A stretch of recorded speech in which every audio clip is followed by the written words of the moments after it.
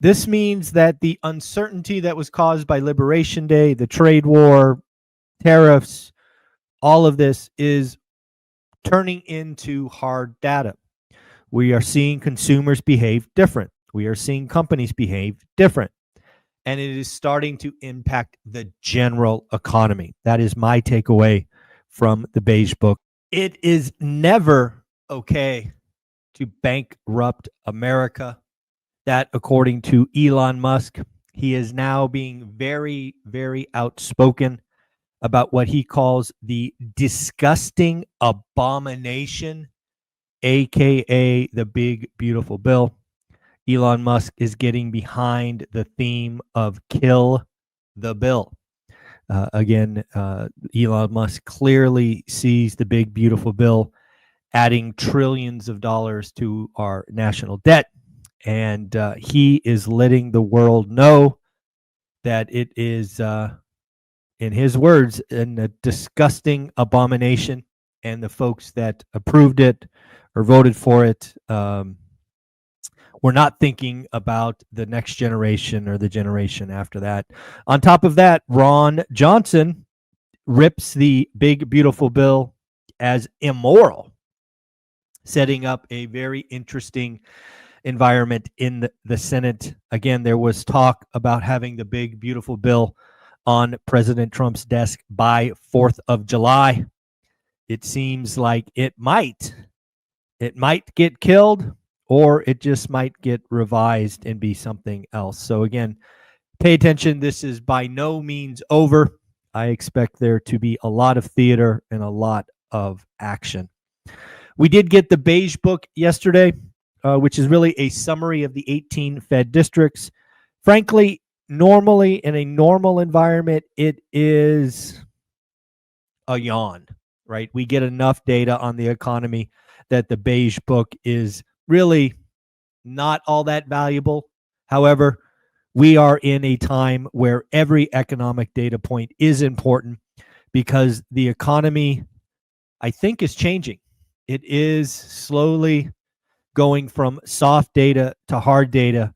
And when we have an inflection point, when the economy has an inflection point, it is really important to pay attention. So what did the Beige book say? We're going to go over, what is this, seven factors or sections and really highlight what we took from the Beige book. Number one, economic activity. When you go and you summarize the 18 districts, economic, wow, need more caffeine. Economic activity was in a slight decline when you look at the 18 districts. How about consumer spending? Mostly flat to slightly down. Again, these are summaries of the 18 districts. Manufacturing, slight decline. Labor markets, mostly unchanged. Wages, modest growth. Prices, widespread expectations that tariff cost will be passed through. And then finally, the general outlook, slightly pessimistic and uncertain. Again, what does this mean? This means that the uncertainty that was caused by Liberation Day, the trade war, tariffs, all of this is turning into hard data. We are seeing consumers behave different. We are seeing companies behave different. And it is starting to impact the general economy. That is my takeaway from the Beige book. Again, pessimistic, slight decline, widespread expectations of higher prices. These are not good things. It's Thursday, so let's get into the weekly unemployment claims. Last week, we warned you that we had a yellow flag on the field when I believe unemployment claims were reported at 240. It was revised slightly to 239. However, we've taken another step higher. Weekly unemployment claims, folks, not good, 247. We have one more week. If we get a number over 245 next week, we have a new trend. We have a new trend, and the trend is not positive. Again, we have been here before. I remember a 2-week period, I want to say in the November timeframe, I could be wrong, might have been October, where we had a couple of weeks spike and then it went right back to 220. Again, we are not concerned with weekly unemployment claims at 220. We are concerned if it keeps rising and then it goes to 250 and 260. And heaven forbid it jumps to 300. Then we have a real problem. These weekly unemployment claims, again, the increase really makes tomorrow's job numbers super important. Remember, folks, the ADP report yesterday, the private payrolls, was a 5 sigma event, meaning it missed to the 5 sigmas. And if you don't remember your math classes, 5 sigmas or 5 standard deviation miss is gigantic. It is not common. So tomorrow, we still have the over-under in place. I want to hear from you. Let's get the comment section going. If I tell you that the jobs number tomorrow is 100,000, you can take the over, meaning you think more jobs are created, or you can take the under. And I'll just put it right here. I'm taking the under. I think there is a very, very good chance that the number has 2 digits, meaning like 87, 79, something like that, 1,000. So again, the number tomorrow is very important. I do want to highlight a very valuable video yesterday that many of you missed. It's with a living legend. I was lucky enough to get Dolph DeRoos on the channel, somebody who has been doing real estate since the 1980s, folks, the 1980s. His book, 52 Houses in 52 Weeks, was something I read right after Rich Dad, Poor Dad. He also wrote a bestseller called Real Estate Riches that sold almost 3 million copies. You were going to watch that video. I think the title of the video is Real Estate Riches Living Legend or something like that. Do yourself a favor. The guy is a bundle of energy. He has amazing stories, and I know you will get value out of that 30-minute conversation. Make it a point to listen to Dolph DeRoos' Real Estate Riches video. You will not be disappointed. And if you are, tell me in the comments, and I'll stand corrected. Let's talk about, let's go Fed. Let's talk about the Fed. We got a bunch of Fed speak, Fed member Kashkari. Bond and stock market are sending very different signals. I completely agree. The stock market is acting like we're in a booming economy, and the bond market, man, did you see the bond market dump yesterday after that weak ADP report? I think it was down like, the 10-year was down like 10 basis points, maybe 11. It's crazy. Also from Kashkari, Fed must wait and see as the economy faces uncertainty. Okay, great. Labor market showing signs of slowing. Bingo, bingo, bingo, asterisk, red star, bold. That's the one, folks. I agree. I think the labor market is starting to crack. And nothing can get the Fed to move faster than a collapsing labor market. Anybody else I got from the Fed? Let me look at my 2 pages of notes. Nope, that's the only one I got, Kashkari.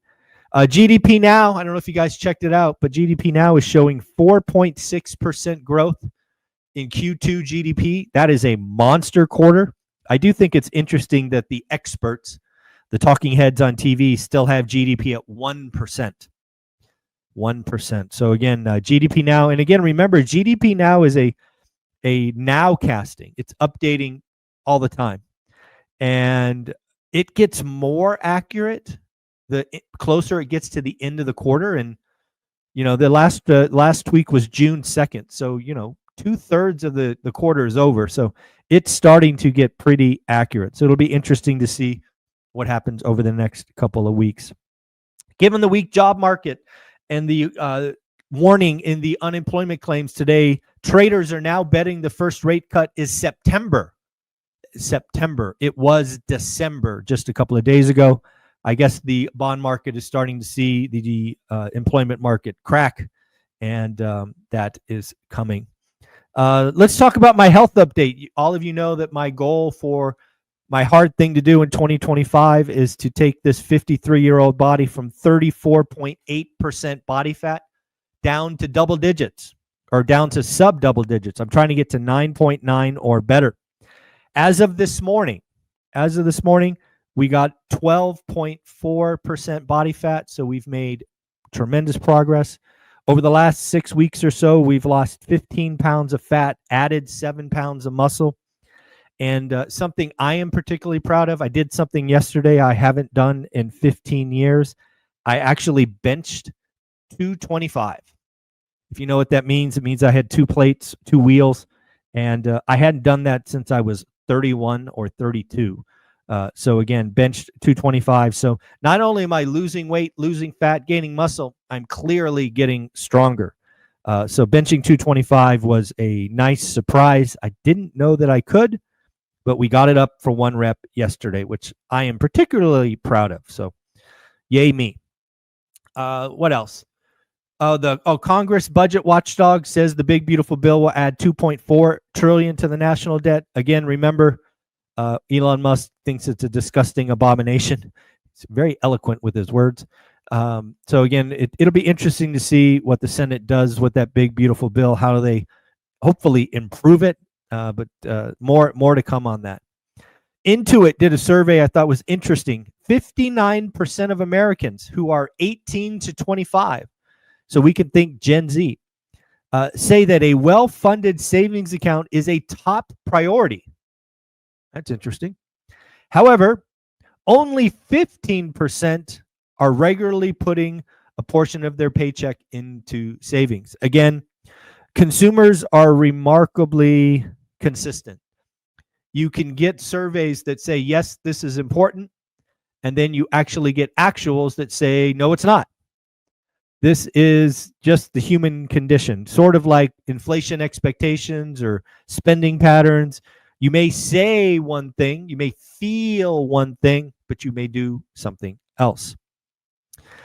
Along that article, it led me to a survey from Bankrate. Bankrate did a survey that said less. This one's amazing to me. And I think the folks at One Rental at a Time, I don't think any of you, or hopefully most of you, don't fall into this, but it is kind of shocking to me. Less than 50% of Americans, could handle a $1,000 emergency. That's not good. That's not good. Bankrate went on to say there's 3 things you could do to increase your savings or get that emergency fund. Focus on yourself, which I really take to mean stop trying to impress other people, stop living for others, do you.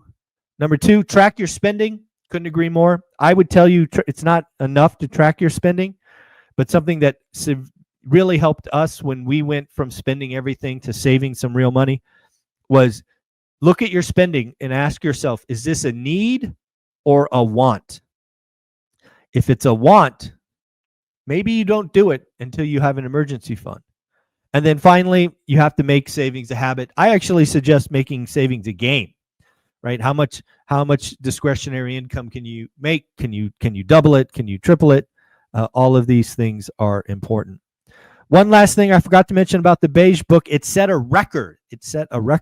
Last month, the word tariff was mentioned 107 times.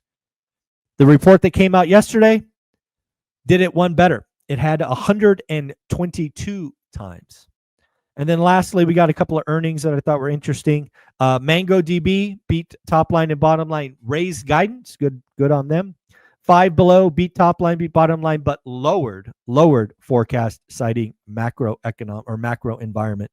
Folks, don't forget to join school. 67 pennies a day.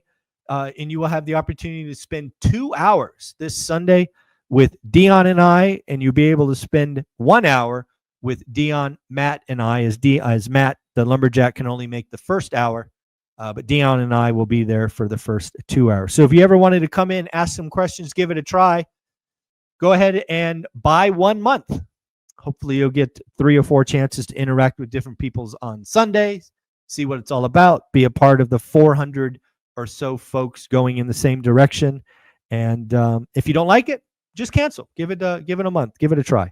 All right, folks, take care. Have a wonderful day. Again, we will next do the daily financial news, 7:30 a.m. Sunday morning. All right, folks, take care. Have a great day. Later.